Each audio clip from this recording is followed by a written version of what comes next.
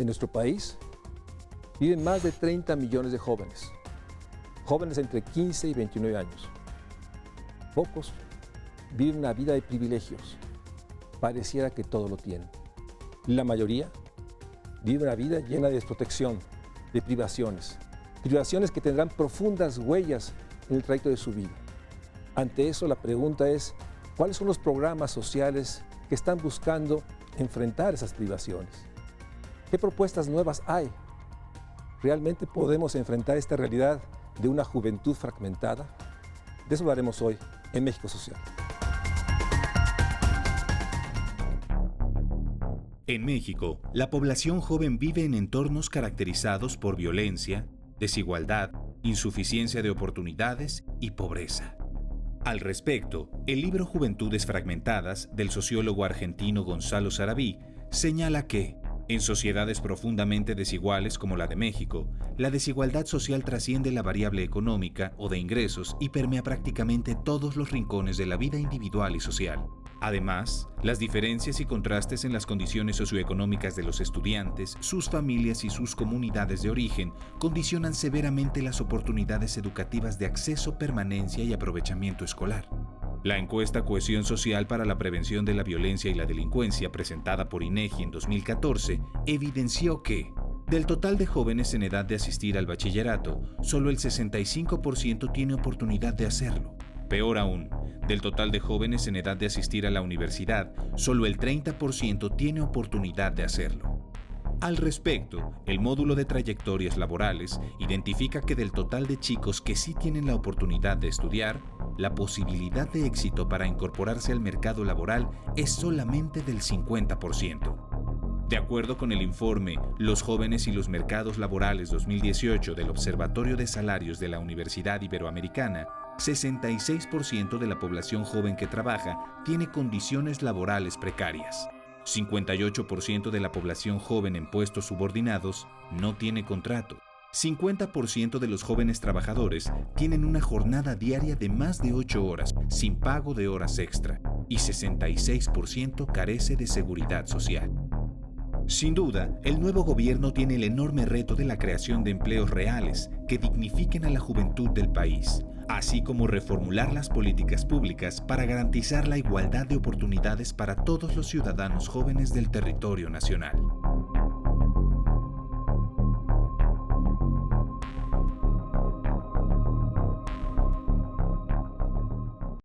Buenas noches, muchas gracias por acompañarnos en otro programa de México Social. Como decía a la entrada del programa, hablamos mucho de jóvenes. Las cifras de INEGI nos dicen que son más de 30 millones, entre 15 y 29. Pero estudios, investigaciones de Gonzalo Sarabí. Gonzalo, muchas gracias por estar en el programa. Gracias, Mario. Para mí y para muchos que hemos leído sus libros y investigaciones, nos abren esta enorme complejidad de lo que él ha denominado una juventud fragmentada. Y en ese sentido, Gonzalo, nuevamente gracias. Me gustaría que empezáramos el programa en términos de batallar con esta idea de que la juventud es como un grupo etario homogéneo, ¿no? Claro. Y lo que tú has documentado y has investigado es esta enorme diversidad, complejidad, diferencia, fragmentación de lo que llamamos jóvenes. En grandes trazos, ¿cómo podrías tú dar una fotografía cuando decimos jóvenes? ¿Qué tenemos enfrente en el país? Bueno, primero que nada, muchas gracias, Mario, por la invitación. La verdad, un placer estar acá contigo. Lo que me preguntas, sí es cierto, muchas veces, incluso cuando hablamos de distintos sectores sociales, tendemos a hablar en términos de promedios, a homogeneizar los grupos, y esto pasa también con los jóvenes, ¿no? Jóvenes, digamos, podríamos decir que en los estudios sobre juventud siempre ha habido dos grandes corrientes o líneas, y algunos que ponen énfasis en un rango etario de edad. Entonces dicen, bueno, los jóvenes son entre 15 y 29 años o entre 15 y 24 años, y con algunas características que ocurren en esa etapa de la vida, que es empezar a trabajar, por ejemplo, y dejar la escuela, o formar una familia. Entonces es más una perspectiva sociodemográfica, digamos. Y después hay otra perspectiva que pone más énfasis en las cuestiones más de las culturas juveniles, las identidades que caracterizan a los individuos durante esta etapa de la vida, que buscan distintas formas de agruparse, de identificarse. Yo lo que planteo, lo que más, no lo planteo yo solo, sino que un grupo de investigadores, digamos, que tienen otra mirada, es que la juventud también al mismo tiempo es una experiencia de esta transición a la vida adulta.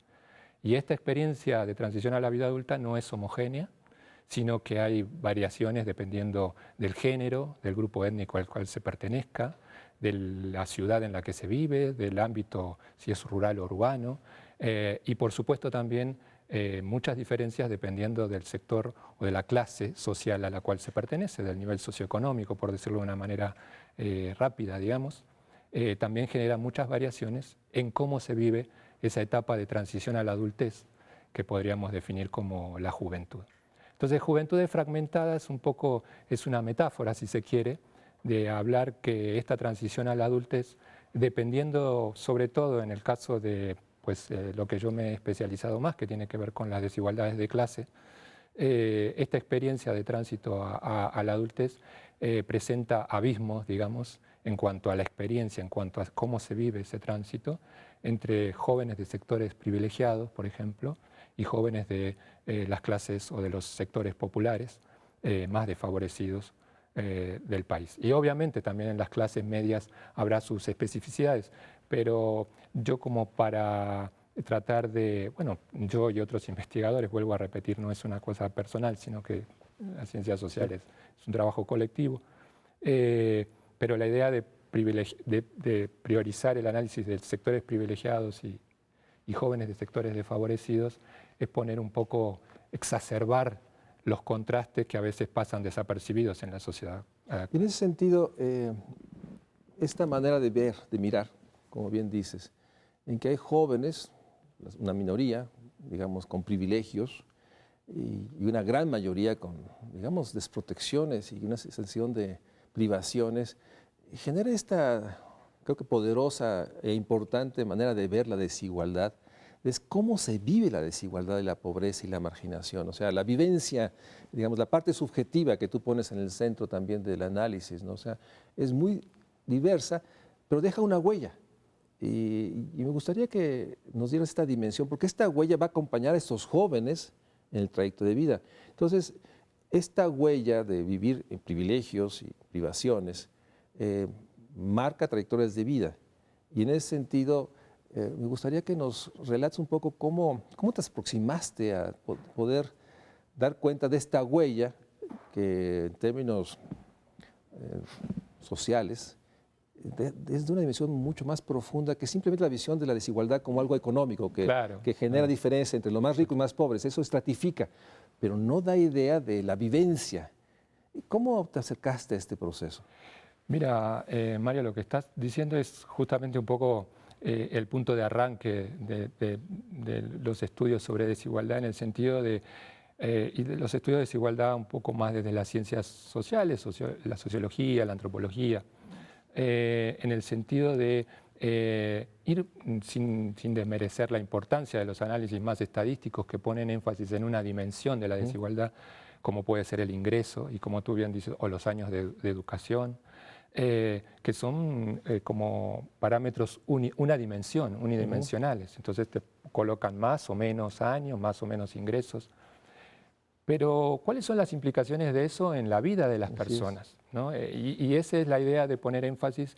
Entonces, hay un autor muy conocido en el ámbito de las ciencias sociales actualmente, François Duvet, que dice, bueno, la desigualdad no es solo una característica individual de los individuos, cuánto ingreso tienen, sino que es una experiencia colectiva.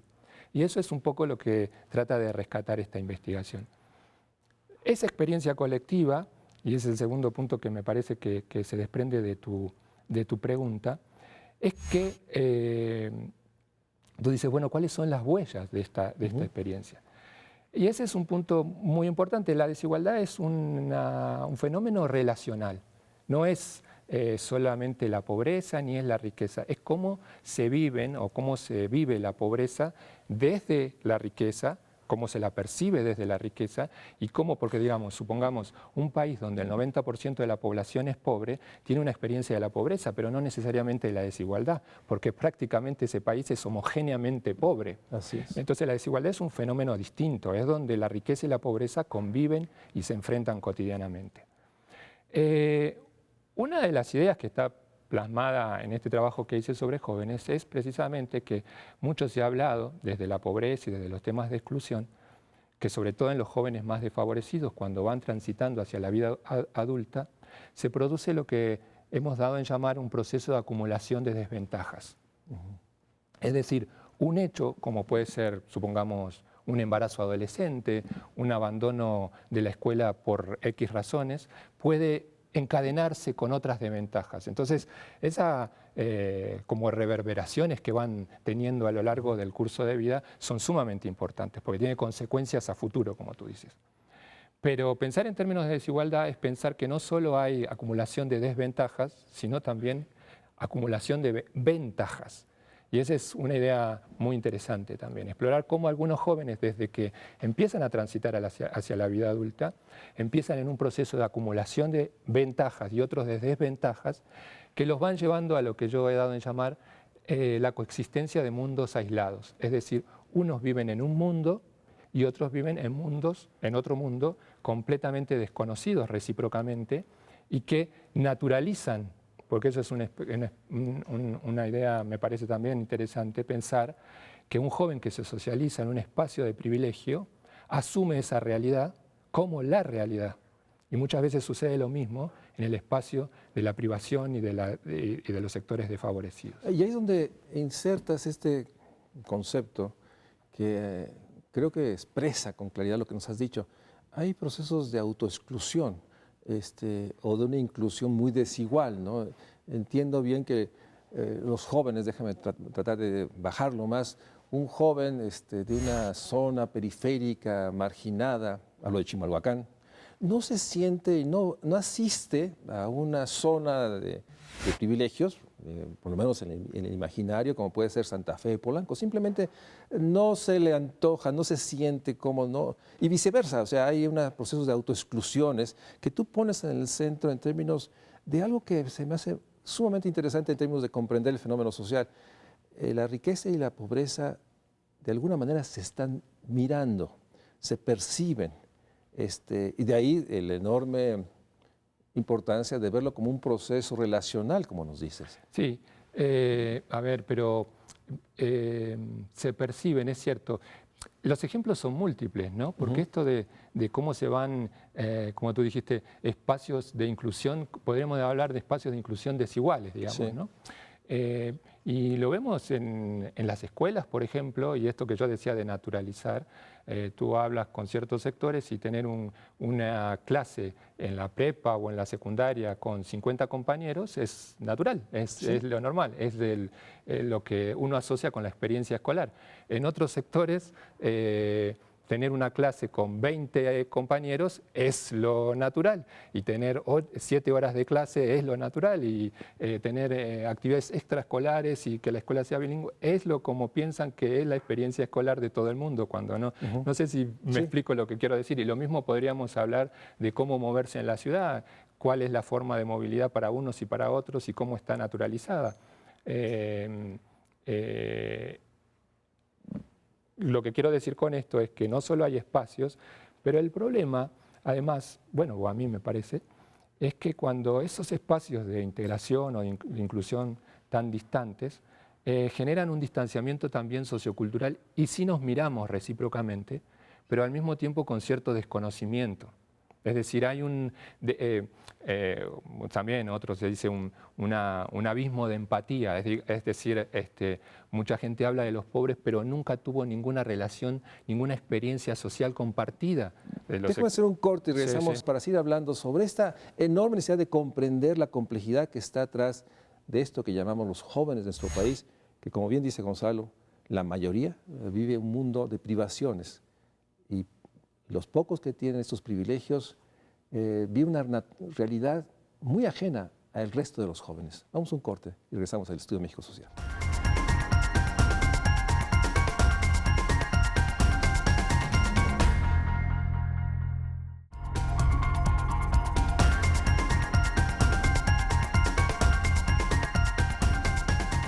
Gracias por seguir con nosotros. Estamos hablando de esta realidad, de una juventud fragmentada y una juventud que, como bien nos decía Gonzalo, tiene experiencias de vida muy diferentes. Y dejamos el último segmento en términos, ¿qué implica estas realidades tan diferentes en el cual hay noción, es una pregunta, hay noción que que hay otros privilegiados que viven en mundos muy separados y hay hasta cierta ocultamiento? Digo, no me puedo imaginar a jóvenes, digamos, con privaciones, pensando cómo viven los jóvenes que están como dicen los jóvenes, en un antro de alto ingreso en la colonia Roma. Y esto nos pone en tensión esta realidad de que pues, todo eso debilita los lazos sociales, digamos, de este grupo de jóvenes. Pues hay pocos lazos sociales o el debilitamiento de esta relación de los jóvenes. Y déjame introducir otro de tus. Genera esta paradoja. De pronto hay una gran solidaridad ocasional, el sismo del 19 de septiembre, y después hay una gran distancia social.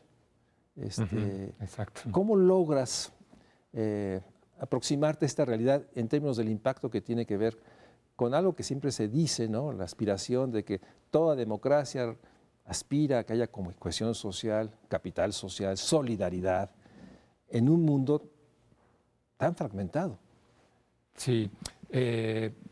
Mira, Mario, estábamos, efectivamente, otra vez el punto es central. La idea que esta mirada sobre la desigualdad como digamos, un énfasis en las dimensiones más sociales, culturales, incluso hasta subjetivas de la desigualdad, porque la desigualdad también tiene implicaciones en cómo se siente el sujeto viviendo en una sociedad tan polarizada, ¿no? Con contrastes tan fuertes. Y por eso decía, es cómo se siente el individuo que experimenta la privación frente a la ostentación de la riqueza y viceversa, como el que tiene el privilegio, porque tampoco el privilegio no se elige, también se hereda, cómo vive cuando su propia riqueza tiene que confrontar con la miseria o con la privación del otro. Entonces es efectivamente una mirada más relacional y más sobre estas dimensiones sociales que efectivamente nos conduce a pensar en la cohesión social, en esto que en algún tiempito, hace un periodo, un tiempo atrás, se hablaba mucho del tejido social o del debilitamiento del tejido social. Y de hecho un poco la idea de fragmentación se construye en oposición con la idea de cohesión social, digamos. La fragmentación supone el debilitamiento de la cohesión social. Supone que en vez de haber un único espacio de inclusión o de integración, hay distintos espacios de inclusión y no basados en la diferencia, lo cual es válido o incluso hasta loable en la diversidad, pero sino que son espacios de inclusión basados no en la diferencia, sino en las diferencias desiguales o en la desigualdad. Y ese es el problema para la cohesión. Entonces yo quisiera decir con esto dos cosas. Una primera es una aclaración. La cohesión no resuelve el problema de la desigualdad, sino que el debilitamiento de la cohesión tiene una raíz de alguna manera estructural y que tiene que ver con las profundas desigualdades socioeconómicas entre distintos sectores sociales. Alguien diría, déjame interrumpirte, alguien diría que es inimaginable que construyamos cohesión social con estos abismos de desigualdades. Bueno, ha sido una pretensión siempre, y desde la sociología más clásica lo sabemos, de las perspectivas más conservadoras, ¿no? Sí. Intentar que la cohesión social oculte de alguna manera a nivel del plano ideacional o más social las diferencias más estructurales. La idea de fragmentación social o la construcción de este concepto de fragmentación social tiene muy presente que las diferencias socioeconómicas, las diferencias en la riqueza, en los recursos, etcétera, es lo que va dando lugar a la conformación de estos espacios y que posteriormente ese distanciamiento, ese aislamiento entre sectores sociales hace que haya un distanciamiento también no solo económico, sino de tipo sociocultural. Eso debilita profundamente la cohesión social y nos trae todo un montón de otros problemas. Sin negar lo anterior, hay problemas inherentes a la pérdida de cohesión social que son muy importantes. En este sentido, también tu pregunta apuntaba a eso. ¿Cómo se miran los distintos sectores? Bueno, con un montón de prejuicios y de estigmatizaciones recíprocas.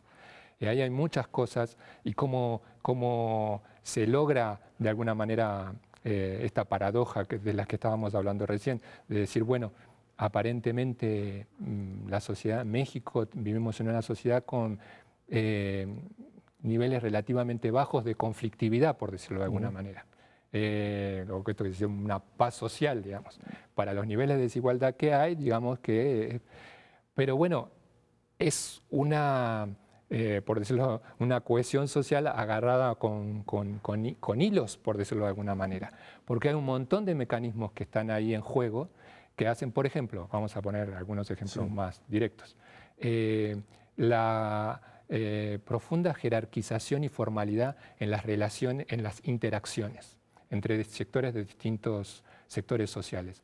Es una forma de mantener ese distanciamiento. Si se rompe esa formalidad, ese trato establecido, digamos, de acuerdo a relaciones más bien jerárquicas, es cuando puedes estallar, digamos, por decirlo de alguna manera, el resentimiento, las ideas de desprecio que hay de ciertos sectores hacia otros. A mí me parece que un concepto un poquito más, no complicado, pero que requeriría una forma de reflexión mayor, pero que está en el fondo de todo esto, y aunque parezca naif, es la falta de reconocimiento entre distintos sectores sociales. Los individuos, tanto los sectores privilegiados, o por lo menos los jóvenes, de sectores privilegiados, como los de los sectores desfavorecidos, sienten que hay una falta de reconocimiento, de respeto. La idea del respeto es muy importante. Esta mirada que no nombra, déjame ponerlo así, ¿no? Simplemente una mirada que no ve.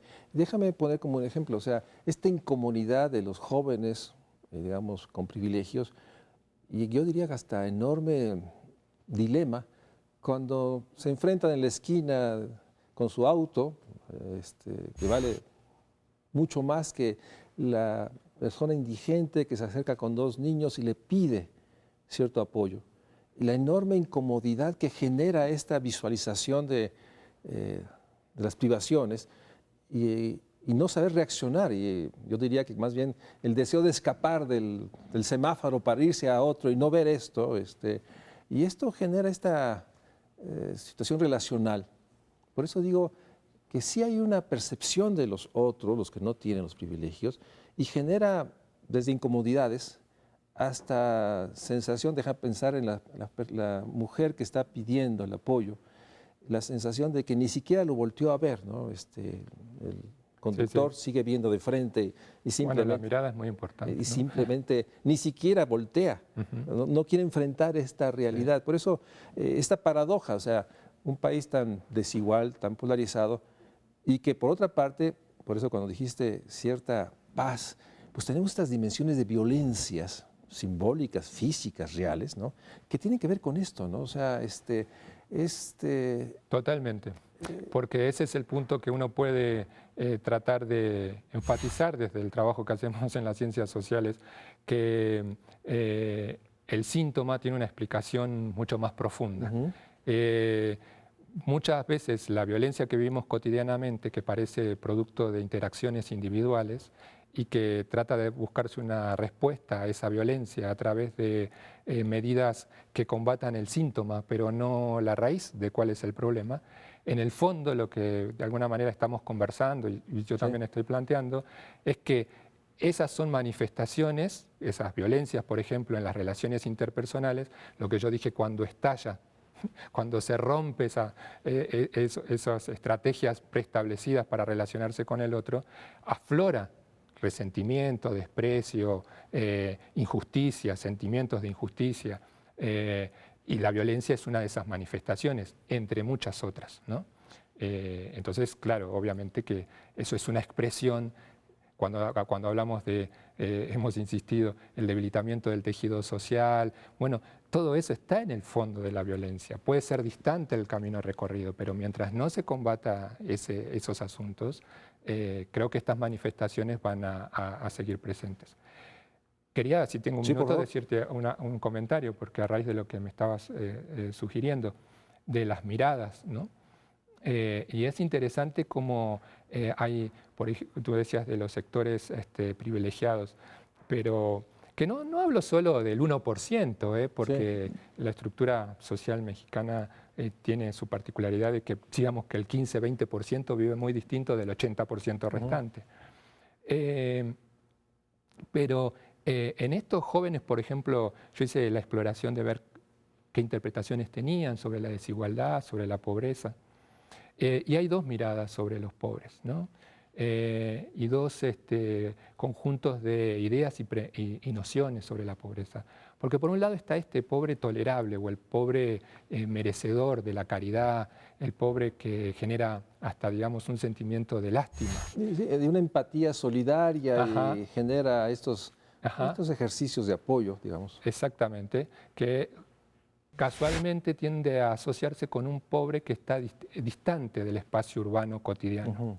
Es la figura así paradigmática cuando yo exploraba esto, es el indígena en el área, Sí, la mujer más agua que está ajá, ahí, que no ajá, vive aquí, pero llega y pide apoyo. y Ajá. la que dan ganas de ir a colaborar Sí. en una salida de verano con los compañeros, etcétera, etcétera. Pero está el pobre urbano, que es el pobre temido, que es el pobre criminalizado, que es el pobre de las áreas periféricas, que no tiene las mismas carencias absolutas o extremas que podemos asociar con la pobreza, que no se lo visualiza como pobre, sino que se lo visualiza más con esta idea de lo peligroso, lo que se le tiene Un joven miedo. amenazante, estas Exactamente. imágenes de este joven que en su vestimenta. Dejé un corte y regresamos porque me gustaría que nos introdujeras a dos conceptos que construyes en tu investigación y que nos permitiría ver el papel de tres procesos. El tema de la educación, el tema del consumo, el tema de espacios públicos. En esta construcción que hiciste de un proceso de inclusión desigual, exclusiones recíprocas, que creo que nos permite dar cuenta de esta enorme complejidad y poner en tensión de que los programas hacia los jóvenes, como están hoy pensados, becas, incluso apoyos para capacitación, pues se enfrenta a una realidad de una enorme complejidad que creo no está en el diagnóstico de aquellos que están pensando estos programas de apoyo para los jóvenes. Vamos a un corte y regresamos aquí al Estudio México Social.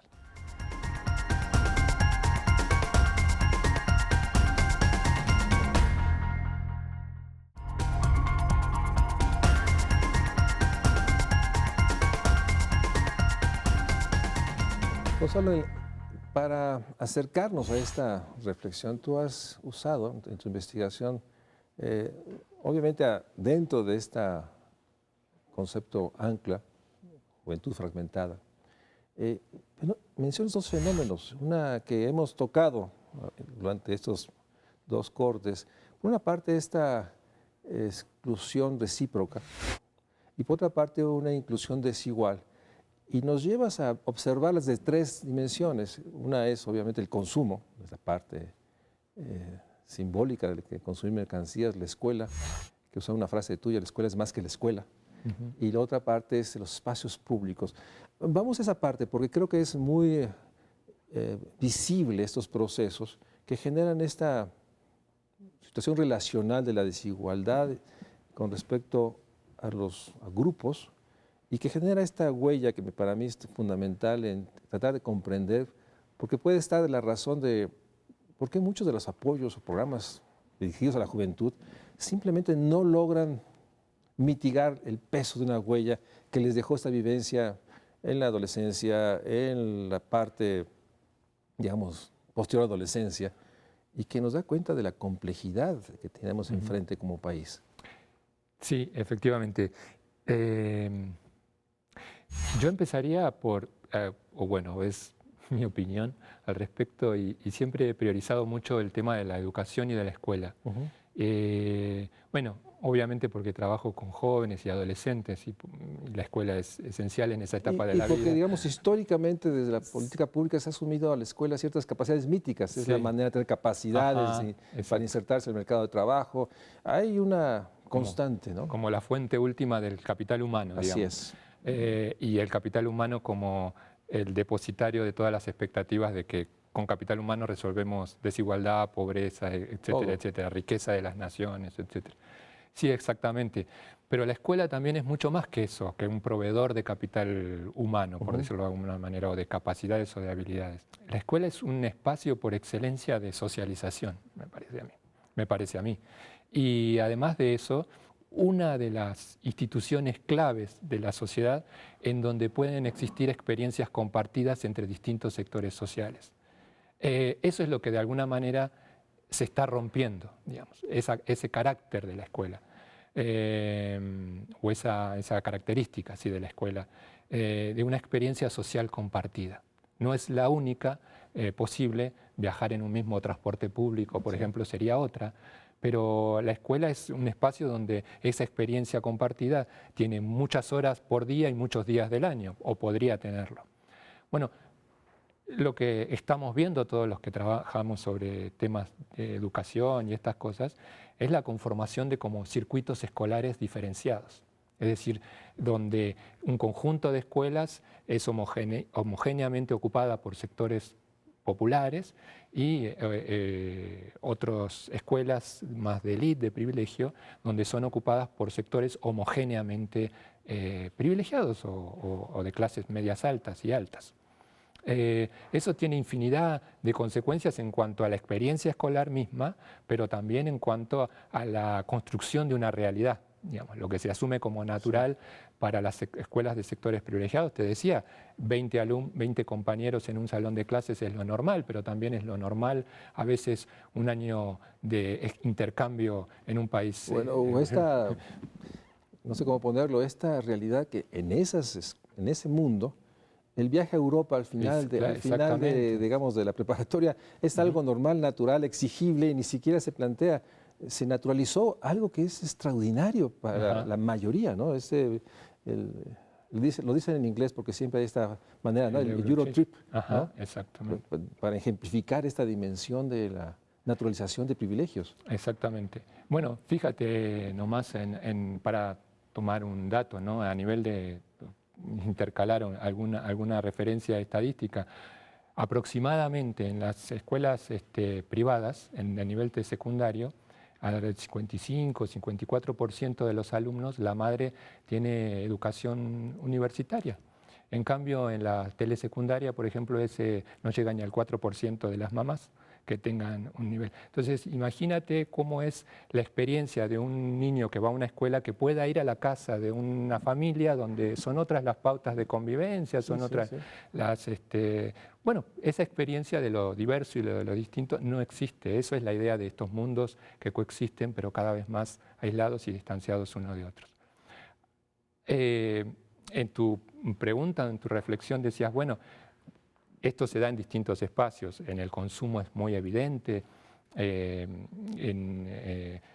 así como en el caso de la escuela, yo le puse el nombre de que existen dos circuitos, una escuela acotada, muy reducida, que es la escuela de los sectores populares, con un montón de características, y una escuela total, que es la escuela de los sectores privilegiados. Le digo escuela total porque los chicos pasan mucho tiempo ahí y es muy determinante en la socialización de estos jóvenes.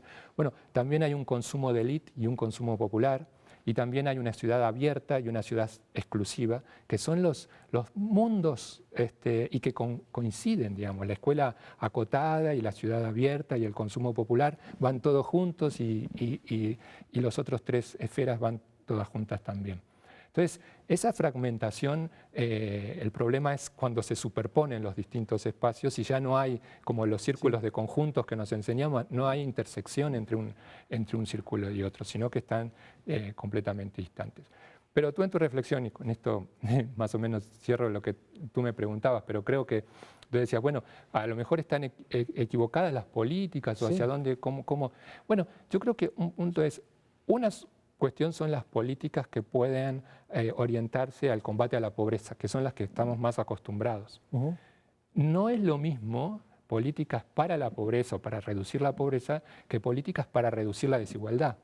Y ahí yo creo que hay dos cosas. Yo estoy hablando sobre todo de cuestiones que tienen que ver con las consecuencias de un nivel de desigualdad que ha llegado a lo que podríamos hablar como fragmentación. Y aquí hay una cosa muy importante. A mí, en mi opinión, la desigualdad, una de las medidas, tiene que... bueno, no quiero ser tan prescriptivo, pero imagino que, y no lo imagino yo, mucha gente lo ha dicho, autores y gente conocida, la desigualdad hay que reducir la riqueza. Es condición necesaria, no hay manera de... No hay manera, porque hay hasta una cuestión lógica, que un autor lo explica muy bien. Si los sectores privilegiados tienen una capacidad de consumo tan alta, pueden generar hospitales de súper lujo porque los pueden pagar y va a haber esos hospitales. Pueden generar escuelas súper exclusivas porque tienen la capacidad de consumo como para pagarlas. Si uno reduce esa capacidad adquisitiva de los sectores privilegiados, naturalmente el mercado no va a proveer esas áreas de tanta exclusividad porque no hay quien las pague. Es un poco la lógica que han seguido los países nórdicos. En ese sentido, una de las dimensiones relacionales es que la desigualdad genera exclusión y la exclusión a la vez reproduce desigualdad. Entonces, probablemente una de las enormes y difíciles preguntas es ¿cómo construyes políticas públicas para enfrentar la exclusión? Porque es un fenómeno, primero, que se vive de una manera a veces muy subjetiva, se interioriza, pero está ahí y tú haces un planteamiento de que estas dimensiones entre desigualdad y exclusión son fenómenos que están, digamos, articulándose, reproduciéndose, y es algo que no está, digamos, en el vocabulario del quehacer público. O sea, existe y sigue habiendo una enorme, digamos, predeterminación de trabajar para generar capital humano, pensando que el capital humano es la condición necesaria y suficiente para darle un proyecto de vida digna a un joven e incluso construir riqueza a nivel de país.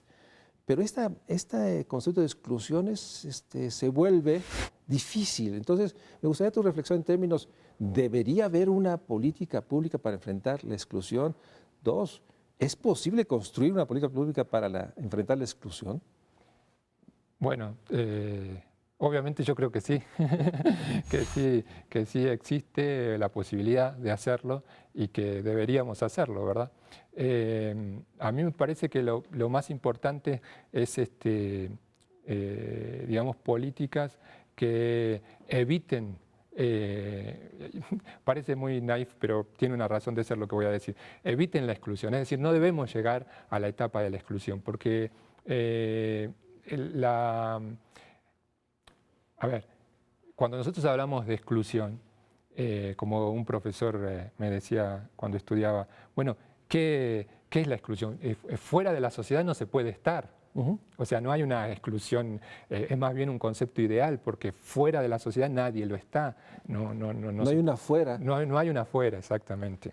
Entonces, ¿qué es la exclusión? Bueno, la exclusión es cuando se conforman espacios dentro de la sociedad, pero con un cúmulo de desventajas y de privaciones que a ese sector que está dentro de la sociedad, porque no está afuera, corta vínculos con el resto de la sociedad. Entonces, si partimos de esa conceptualización o de esa forma de ver, bueno, las políticas que tendrían que intentar hacer, bueno, es tratar, entre otras cosas, entre muchas otras cosas, porque lo económico no es que debemos elevar el piso, todas esas cosas, pero también políticas que eviten el corte o la fractura de esos lazos que mantienen a ese núcleo. Es como lo que ha pasado en Estados Unidos con los guetos, por decirlo de alguna manera. Cuando se quiebran todos los lazos de comunicación, se forman espacios de inclusión, pero espacios de inclusión en condiciones de privación, violencia y un montón de características no deseables. No deseables, por decirlo. Déjame un corte porque estás poniendo enfrente de que si hay una política pública, que me gustaría que platicáramos sobre eso, que genera enfrentar la exclusión, es los espacios públicos. Deberían ser espacios donde hubiera confluencia, y estamos viendo que, pues, generalmente, por los segundos pisos, déjame irme al extremo, pues no va a haber confluencia, solo pasan los que tienen vehículos, o solo pasan los que pueden pagar las enormes cuotas de ese paso rápido, que también genera otra exclusión. Vamos a un corte y regresamos a esta enorme complejidad de que tenemos que enfrentar la desigualdad, pero la desigualdad implica también moderar la riqueza, ¿sí?, la opulencia, ¿no?, y reconocer la enorme complejidad de esta vivencia de privaciones, pues que genera esta fragmentación. Nuevamente regresamos al concepto central, nombre del libro de Gonzalo Sarabia, o sea, una juventud fragmentada, ¿sí?, que vive experiencias muy disímbolas al convivir en espacios de profunda desigualdad, pobreza, marginación, y que genera un fenómeno social individual de exclusión y de autoexclusión también, ¿no?, y de naturalización de algo que gustaría al final reflexionáramos, esta manera de que la desigualdad parece que no es el problema, Ajá, está invisibilizado. Sí. Vamos a un corte y regresamos.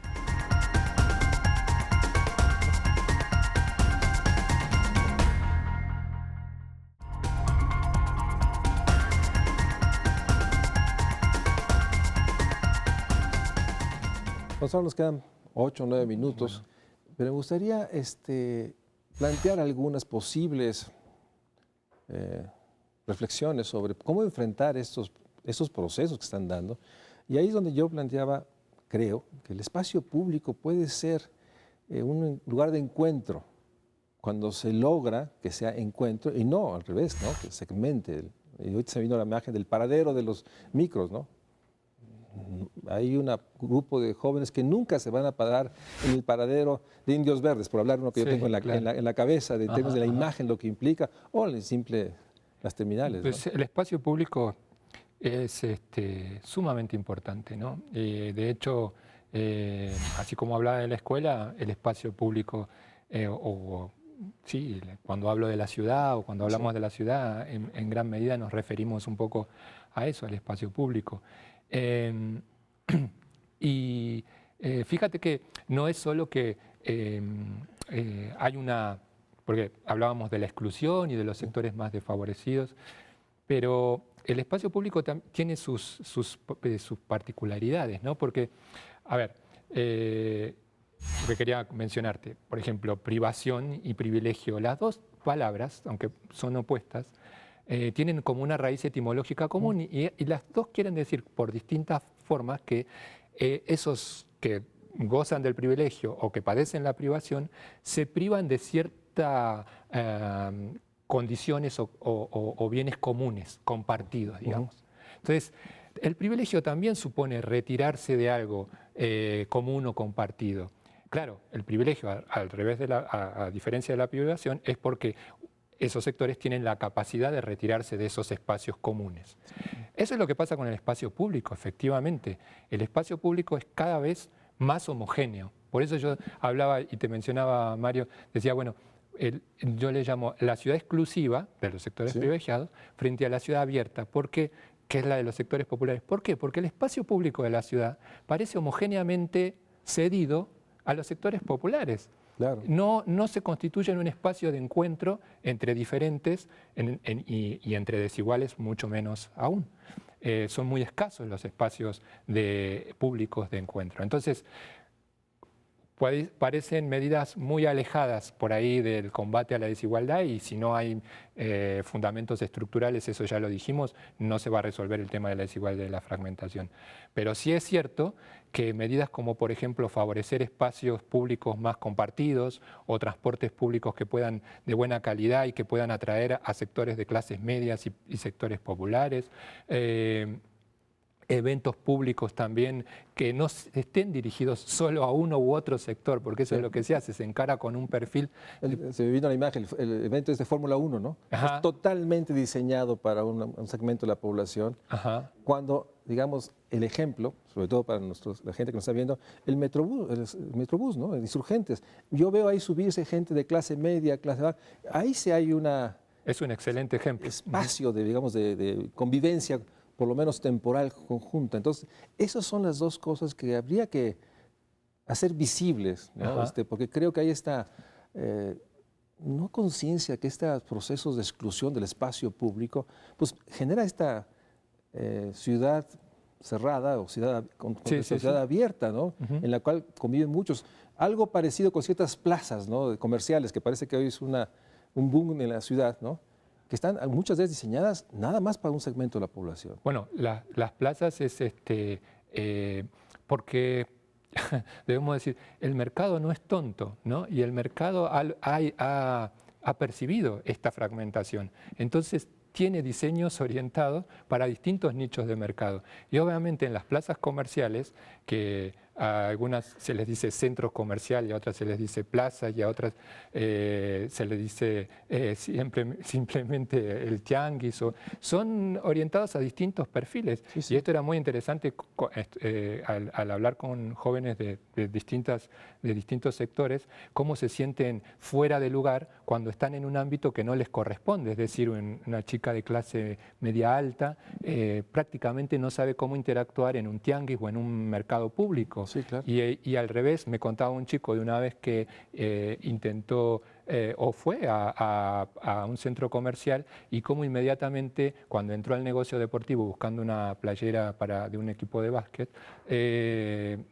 inmediatamente los de seguridad comenzaron a mirarlo y a seguirlos, que dicho sea de paso como acto de resistencia, digamos, me contaban que empezaron entonces a revisar muchas camisetas y a llevarlas de un lado para el otro para dar más trabajo. Sí, y adentro está un tema que no hemos tocado, la discriminación que genera esta percepción, ¿no?, del otro, ¿no?, que por su vestimenta, por los bienes que porta, de inmediato genera este prejuicio, ¿no?, que pues nuevamente segmenta, ¿no?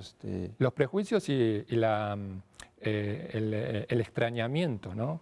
Porque así como hay infinidad de prejuicios y de estigmatizaciones hacia los sectores populares, de los cuales ya hemos hablado, la criminalización, etcétera, también hay ciertas ideas y extrañamientos con respecto a los sectores privilegiados. Por ejemplo, ver en ciertos transportes públicos a un perfil con las características de un joven de sectores privilegiados extraña, ¿no? Sí. Y es mirado diferente, ¿no? Sí, es mirado diferente.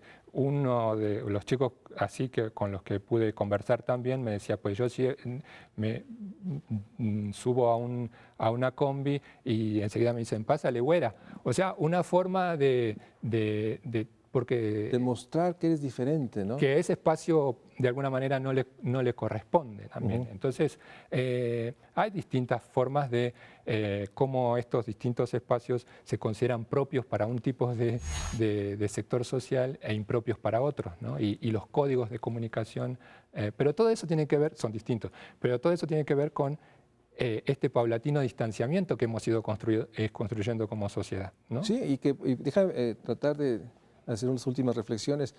Por eso yo reconozco que la nueva administración que será a partir del 1 de diciembre haya señalado que uno de los grandes temas es la exclusión que viven gran cantidad de jóvenes que viven en empleos precarios, con bajos sueldos, sin prestaciones, la mayoría, que pocos jóvenes tienen esta ruta educativa larga, se rompe a los 19 años, y que habría que hacer algo, digamos, para tratar de insertarlos al mercado laboral, como es este proyecto que se ha presentado por el presidente electo Andrés Manuel López Obrador.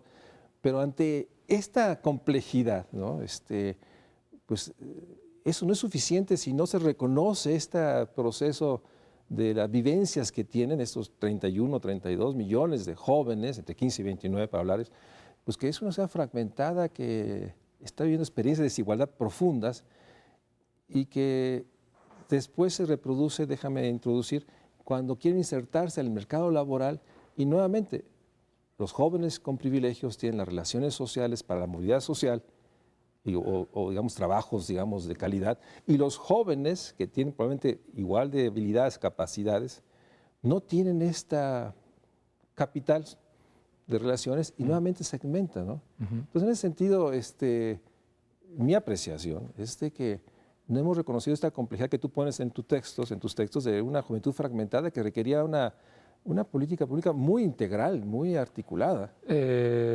Mira, Mario, no es algo que esté en lo que yo he trabajado solamente, sí, porque de alguna manera comparto lo que estás diciendo y lo veo en distintas experiencias de distintos países. ¿A qué es lo que me refiero?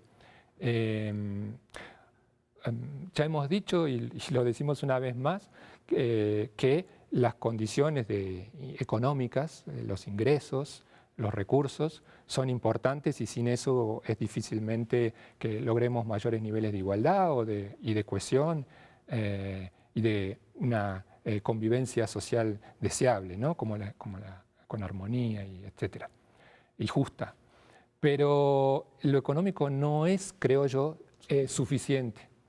Y yo puedo hablar de otras experiencias nacionales de otros países, como en el Cono Sur, por ejemplo, que hubo periodos, hasta muy recientemente, pero con administraciones más progresistas y con políticas sociales más activas.